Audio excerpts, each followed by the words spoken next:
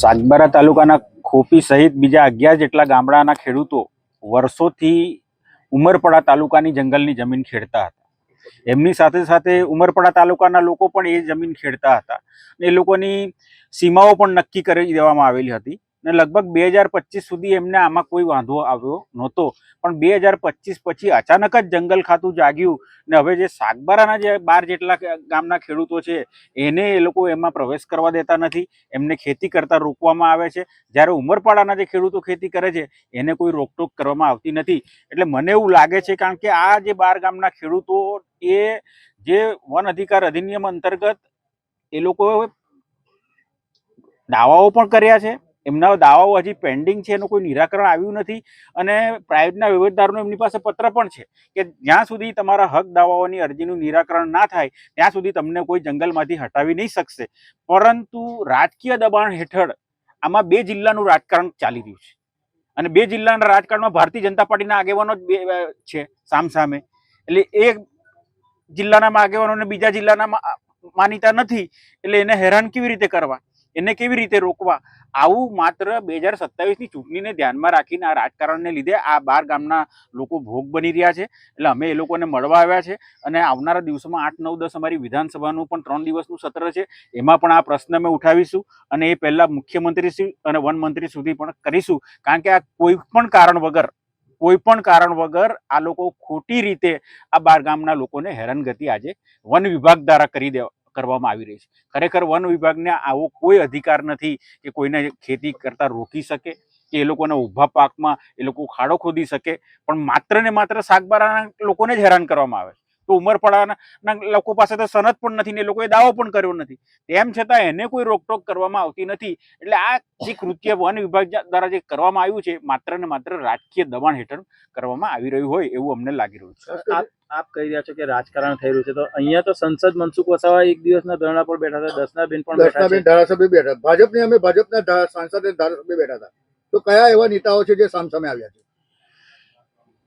પ્રશ્ન આ 2 જિલ્લાનો છે। જે સંઘર્ષ કરી રહ્યા છે નર્મદા જિલ્લાના 12 જેટલા ગામોના આદિવાસીઓ કરી રહ્યા છે, પણ જે સંઘર્ષ એમનો છે એ ઉમરપાડાની જમીન માટે, વન વિભાગની જમીન ઉમરપાડામાં આવેલી છે। એટલે ઉમરપાડાના લોકોને સાચવવા માટે ત્યાંના ધારાસભ્ય આ લોકોને હાંકી કાઢવા તત્પર છે। ત્યારે અહીંના જે ભારતીય જનતા પાર્ટીના ધારાસભ્યો હોય કે સાંસદ હોય એ એવું માને છે કે ના, ભલે ઉમરપાડામાં તો ઉમરપાડામાં, પણ અમારા જિલ્લાના છે ને તો અમારે એમને અધિકાર ઉમરપાડામાં પણ અપાવો છે। એટલે લડાઈ ખરેખર આ લડાઈ નથી, આ નાટક છે। સરકાર એ લોકોની છે, બંને જિલ્લાના આગેવાનો એક સાથે જઈને વન વિભાગ મુખ્યમંત્રીને મળે, અડધો કલાકમાં નિર્ણય આવી જશે। આમાં કોઈને કઈ ધરણા કરવાની કોઈને જરૂર જ નથી। જો એ લોકો પાસે ઈચ્છા શક્તિ હોય તો આ કામ અડધો કલાકનું છે। માત્ર ગાંધીનગર જઈને વન મંત્રીશ્રીને બોલાવે, મુખ્યમંત્રીની હાજરીમાં ચર્ચા થાય ને અધિકારીને સૂચના આપવાની છે કે આ વસ્તુ કરી દો, થઈ જાય। સાંસદ કહી રહ્યા છે કે મુખ્યમંત્રીને મળ્યા હતા અને ત્યાર પહેલા પણ આ લોકો પણ વનમંત્રીને લોકોને મળવા ગયા હતા। હું એટલું માનું છું કે મુખ્યમંત્રી સુધી સાંસદની રજૂઆત પહોંચી હોય તો આ લોકો જે ધરણા પર બેઠા છે લગભગ 10 કરતાં વધારે દિવસ થઈ ગયા છે, હજી સુધી એ લોકોને કોઈ મામલતદાર મળવા નથી આવ્યો, કોઈ ડેપ્યુટી કલેક્ટર મળવા નથી આવ્યો, કોઈ કલેક્ટર મળવા નથી આવ્યો કે કોઈ વન વિભાગનો અધિકારી મળવા નથી આવ્યો। તો જો મુખ્યમંત્રી સુધી રજૂઆત થઈ હોય તો તાત્કાલિક પગલાં તો લેવા જોઈએ ને। આ લોકોનું કોઈ સાંભળવા તો કોઈ આવવું જોઈએ ને, એ સાંભળવા સુદ્ધા કોઈ આવ્યું નથી। એનો મતલબ સાફ છે કે જે રજૂઆત થઈ છે એનું કોઈ વજન પડ્યું નથી। કોંગ્રેસ કઈ રીતે એ લોકોનો અવાજ ઉઠાવશે?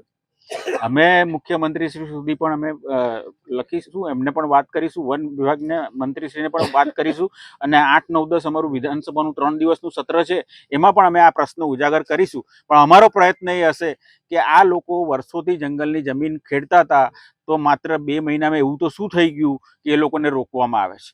બીજી વસ્તુ કે જે દુષ્કર્મનો જે સહારો લેવામાં આવે છે, દુષ્કર્મ એ એક કાનૂની અપરાધ છે અને કાનૂની અપરાધમાં જે અપરાધીઓ એને સજા મળી ચૂકી છે।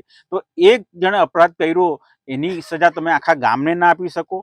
એક જણે અપરાધ કર્યો હોય એની સજા તમે 12 ગામને પણ ના આપી શકો. એટલે એને ને આ જંગલ જમીનના દાવાને કોઈ લેવા દેવા નથી. એટલે આ માત્ર વન વિભાગ બહાનું એક કાઢી રહ્યું છે કે આ લોકો આના કારણે ના પાડે છે.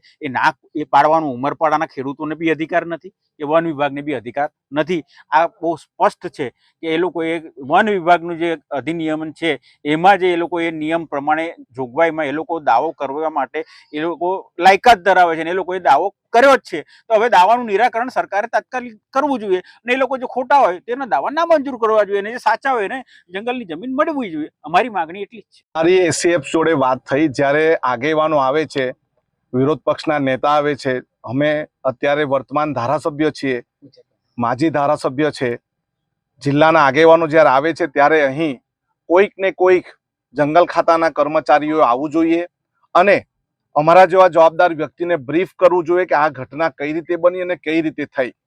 અને અહીંના આગેવાનો દ્વારા, બહેનો દ્વારા પણ જાણવા મળ્યું કે એસીએફે અમારી સાથે ઘર્ષણ કર્યું અને અમને ધાક ધમકીઓ પણ આપી છે.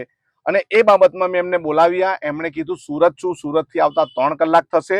અમે એમ પણ એમને કીધું કે તમે અમને નવો સમય આપો અને અહીં બેસીને નિરાકરણ કરવા માટેનો સમય આપો. અમે તમારી સાથે વાતચીત કરવા તૈયાર છે. અને એમને અત્યારે પણ કીધું છે તમારા કોઈ આગેવાન નજીક હોય તો એમને પણ મોકલો. મતલબ આ સાગબારાના લોકોની સાથે, આદિવાસી સમાજના લોકોની સાથે, આસમાની ખેતી કરતા ખેડૂતોની સાથે અન્યાય થઈ રહ્યો એવું લાગે છે. માત્ર ને માત્ર રાજકીય કાવાદાવા, રાજકીય સ્ટન્ટ માટે અને પોતાની વોટ બેંક સાચવવા માટે અહીંના ખેડૂતોને હેરાન પરેશાન ભારતીય જનતા પાર્ટી કરે છે એવું લાગી રહ્યું છે. મારી સરકાર હોય ને મારું નહીં સાંભળતી હોય ને ઉપવાસ પર બેહવું પડે એના કરતા તમારે ધારાસભ્યને સંસદ પદ જ છોડી દેવું જોઈએ. પોતાની સરકાર છે, પોતાની માં પીરસનાર છે અને છોકરા ભૂખે મરે. એટલે દર્શનાબેન અને મનસુખભાઈ તો રાજકારણ જ છોડી દેવું જોઈએ. તમારું મુખ્યમંત્રીમાં કઈ ઉગતું નથી, તમારું ઉપર સરકારમાં ઉગતું નથી, તો તમે શા માટે અહીં માત્ર નાટક કરવા માટે અહીં ધરણા પર બેઠા એ મને નવાઈ લાગે છે.